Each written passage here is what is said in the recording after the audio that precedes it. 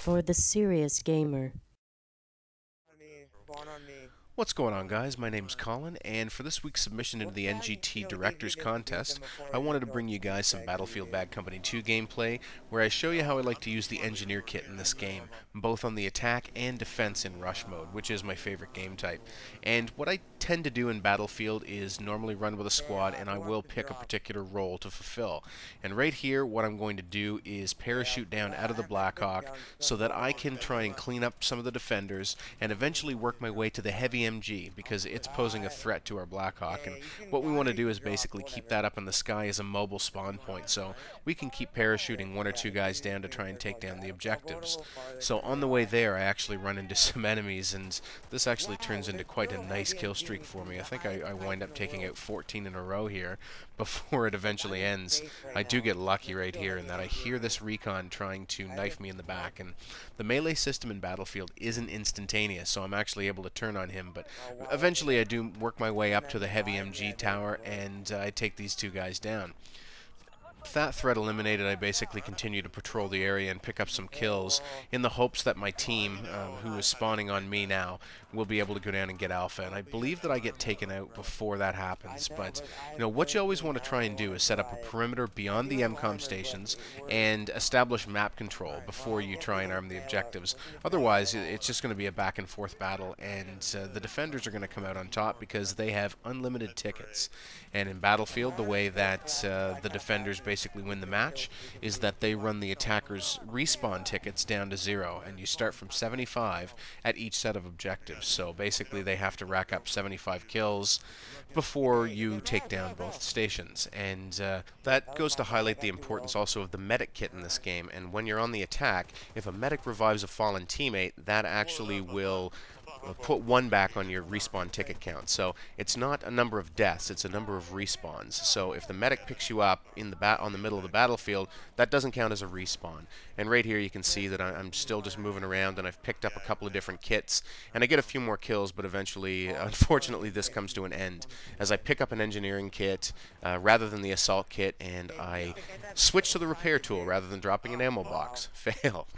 Anyway, I'm going to skip ahead a little bit because I was basically just parachuting out of the Blackhawk and trying to take down the Bravo objective here on this base, and I just wanted to demonstrate that it's really important that if your vehicle's in trouble, you should just basically get out of danger and take the time to repair it before you go back in the action, because maintaining a healthy Blackhawk as a mobile spawn point in the air is a huge advantage. And you also have the support on the gunner to try and clear off any defenders coming in to disarm objectives, or setting up a perimeter and depleting your tickets. I apologize, guys. I had to take a bit of a break in doing this commentary because my daughter woke up. But basically what we're doing right now is we're in the Blackhawk, and I'm on the right gun, and my squad mate's piloting, and he knows where I am. So what we're going to do is use this Blackhawk as a tool to try and take out the enemy Hind, which is an attack helicopter that the defensive team is given as a tool. And if you don't deal with it, then it can be a real problem for you as an attacker. So rather than try and go after the MCOM stations immediately, we're going to prioritize the Hind, and as I start unloading on him, he actually crashes that into a hill. So I've sped up the video here because we're just kind of circling the area, trying to suppress the defenders and providing a mobile spawn point for our team. And I wanted to talk a little bit about how I equip the engineer kit in different situations. And when I'm on the attack, I always use a suppressed SMG. I know that some people find them to be underpowered weapons, but I really do enjoy them. My favorite being the XM8 Compact. But on the attack, I will use the ammunition upgrade, which gives me additional ammo for my primary, and I'll use a standard handgun as a secondary weapon. When I'm on defense, however, I'll use the explosive upgrade, which gives me additional rockets to deal with vehicles, and my favorite rocket launcher for defending in Rush is the RPG. It deals more damage against armored vehicles like tanks, and like the Carl Gustav, it's also a one-hot hit kill against helicopters if they aren't running vehicle armor. And it's also compatible with the tracer dart gun, and as my secondary I do run the dart gun. So I rely on the assault members of my squad to give me ammo if I run out, as opposed to when I'm on the attack. I like to sometimes run solo into the back of the base. And right here, we've again taken down the Hind, and we're able to provide enough cover so that our team's able to take the Alpha objective. And once the area is clear, now I'm going to drop down and go for Bravo myself. And I am able to get the arm of the station. However, when I kind of clear out and try and defend the armed MCOM, bit of an awareness failure on my part. An enemy does get in to disarm before I'm able to go in and clean him up. So we actually are going to have to take another crack at this station here coming up shortly. But one of the reasons that I like running the suppressed SMG is because, you know, you can get in the midst of a number of enemies, and right here I hear people around me, so I'm just kind of turning and pre-firing at nothing. But believe me, I did hear something. And with the suppressed weapon, they don't know exactly where I am, and right here I'm actually able to get a kill. Unfortunately, when a medic revives an enemy, he's almost invincible for a little while, so I do get taken down, and I believe a squad mate actually spawned on him. So right here, I'm going to rinse and repeat and try and take another run at the MCOM station. Unfortunately, my positioning isn't that great as I parachute in, and I get 2 kills before I eventually get taken out. Now this next moment right here was actually quite funny, and what we're going to try and do is a mid-air pilot swap, but the guy who was in the bottom seat actually accidentally left the helicopter, so I do have the awareness to hop in the pilot seat and take off again before we get destroyed, and for the rest of the match I just circle the area providing the spawn point. So as you can see in this game, I've kind of played a number of different roles and taken on different assignments as were required in order to win the game, and that's what's really necessary in Battlefield, is to, you know, have a team focus and be a reliable teammate and do what's required to win. And right here, I believe this is the end of the game, and as you can see, you know, I wasn't in on the ground at the end, but, you know, we had that spawn point available in case we needed to attack again. And now I'm going to switch to the defensive side of things and show how I like to employ the tracer dart gun. And something to note is, some people are still not aware of this, that once you plant a tracer on an enemy vehicle, there's a little plus sign reticle on your rocket launcher, and what you want to do is line that up with the tracer, and eventually you're going to see a distance to the target appear, and that means that you are locked onto the tracer dart.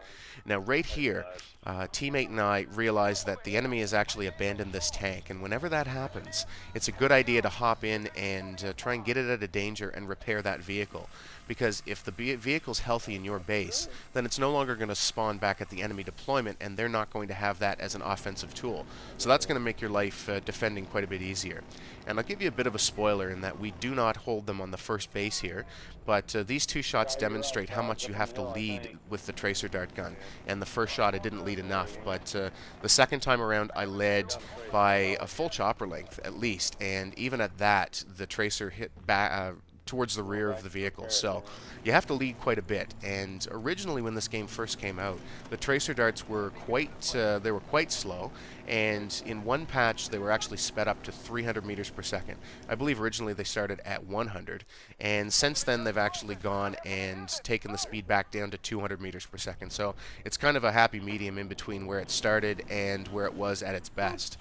But you just see some different examples of me tracing vehicles at different angles, and it's easiest to trace one that's flying directly overhead because you don't have to worry about lead, and the tracer dart gun has no drop due to gravity, so that should help you out in tracing vehicles if you're having trouble. Now the technique that I use right here is at long distance I trace a tank, which is fairly straightforward because it's a stationary target, but you can lock onto a tracer dart from behind cover. So right there I duck behind a rock so the tank can't hit me, but I'm able to lock onto him and put a rocket into him from a distance. Now, because I'm running the engineer kit on defense, what I do is I prioritize vehicles. So I will go for kills if it's necessary, or if they're readily available, or I'm in the process of defending a station. But my job is to deal with the vehicles on the map. So this is all from one map of defense on Valparaiso, and right there is actually a pretty decent shot. But all I'm doing is trying to deal with the vehicles and making sure that they don't have a chopper as a mobile spawn point, and that they can't push tanks into our base in order to basically push us back and take the objectives. And as you'll see at the end of this game, I'm rewarded for my efforts.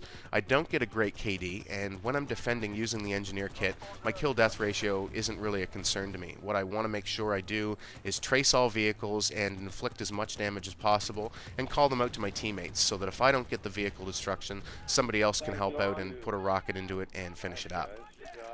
But anyway, guys, I just wanted to show you the versatility of the engineer kit in this game and how I like to use it both in an offensive and defensive situation, and basically hopefully give you some thoughts on how to effectively use that tracer dart gun, because in Battlefield, the vehicles are a big part of the game, and if you're on defense, then dealing with those vehicles is critical. And you do get points for performing your role, and that's what I like to try and do. I try and be predictable and make sure that my team always knows what I'm doing and not leave my post. And as a result, we're actually rewarded with a victory. And as you'll see on the final scoreboard, I do not post a stellar kill-death ratio in this game, although I am rewarded with lots of points for doing my job. So, that's how I like to play it. You've seen that I've employed this as sort of a slayer kit in the enemy base, and also as a defensive kit. So anyway, guys, I hope you enjoyed. Hopefully you learned a little something. Cheers. We'll talk soon.